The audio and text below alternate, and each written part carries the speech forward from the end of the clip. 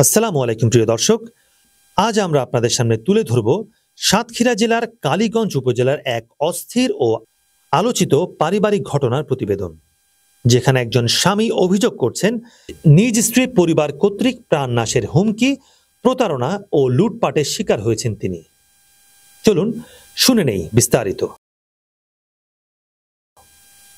সাতক্ষীরা জেলার কালীগঞ্জ উপজেলার কুশুলিয়া ইউনিয়নের কুশুলিয়া গ্রামের বাসিন্দা মৃত কাজী বদরুদ্দিনের ছেলে কাজী আব্দুস সালাম সম্প্রতি এক গুরুতর পারিবারিক ও সামাজিক জটিলতায় পড়েছেন।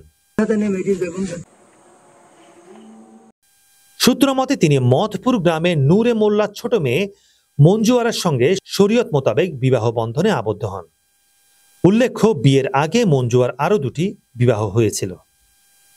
বিয়ের কিছুদিন পরই স্ত্রী তার বাবার বাড়িতে বেড়াতে যান। ওই সময় আব্দুস সালাম ব্যবসায়িক কাজে বাইরে ছিলেন। সেই সুযোগে শ্বশুরবাড়ির লোকজন তার বাড়িতে প্রবেশ করে নগদ অর্থ ও মূল্যবান মালামাল লুট করে নিয়ে যায় বলে অভিযোগ করেন তিনি। এই ঘটনায় আব্দুস সালাম কালীগঞ্জ থানায় একটি লিখিত অভিযোগ করেন, কিন্তু এরপর থেকে তিনি নানা ফোন নম্বর থেকে প্রাণনাশের হুমকি পেতে থাকেন।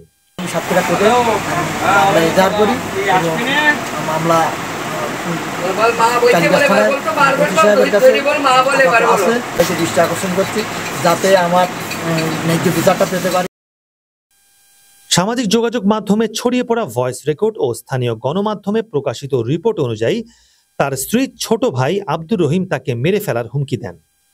স্থানীয়দের ভাষ্য অনুযায়ী আব্দুর রহিম একজন পরিচিত মাদক ব্যবসায়ী ও মাদকসেবী। বাকি সর্দার এবং তার ফ্যামিলি সকলের ও মঞ্জুয়ারা আমার পরকীয়া স্ত্রীর ফ্যামিলি সকলের আমি তার কাছে 5 লক্ষ টাকা পাবো। সে আমাকে ডিপোজিট দেয় এবং শর্ত অনুযায়ী আমি টাকা চাই এখান থেকে 1 মাস আগে। তার পরিপ্রেক্ষিতে তার পরকীয়া প্রেমিক এবং তার ফ্যামিলি বেডে এবং মঞ্জুয়ারা সহ তার পরিবার সহ আমার উপর চরম নির্যাতন ও হামলা করে। এছাড়া অভিযোগ রয়েছে তার বড় বোন মনিরা খাতুনের একাধিক বিয়ের মাধ্যমে অর্থ আত্মসাৎ একটি নিয়মিত পারিবারিক পন্থা হয়ে উঠেছে।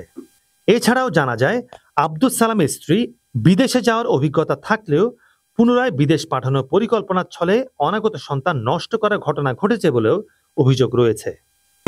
সিরতলা গ্রামের বাকি সর্দারের বড় ছেলে রায়হান ও তার ছোট ভাই রাহাত ও বাকি সর্দার এবং তার ফ্যামিলি সকলের ও মঞ্জুয়ারা আমার।